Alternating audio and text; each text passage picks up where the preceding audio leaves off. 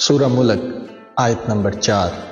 آپ کا اور میرا رب ارشاد فرماتا ہے، تم بار بار اپنی نگاہ کو دوڑاؤ، تمہاری نگاہ ناکام اور تھک کر واپس آ جائے گی۔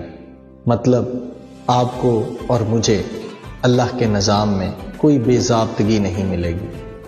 دوستو، یہاں پر غور و فکر والی بات کیا؟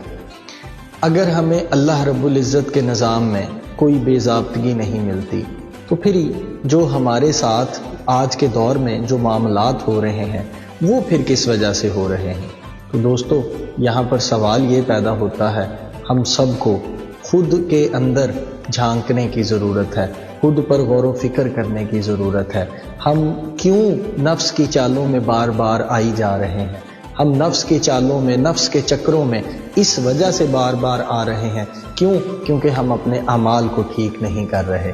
دوستو، جب تک ہم اپنی نیتوں کو، اپنی ترجیحات کو ٹھیک نہیں کریں گے تب تک ہمیں اللہ رب العزت کا قرب نہیں ملے گا۔ اور اللہ رب العزت کا قرب حاصل کرنے کے لیے ہمیں کیا کرنا پڑے گا؟ ہمیں اپنی نیتوں کو صاف کرنا۔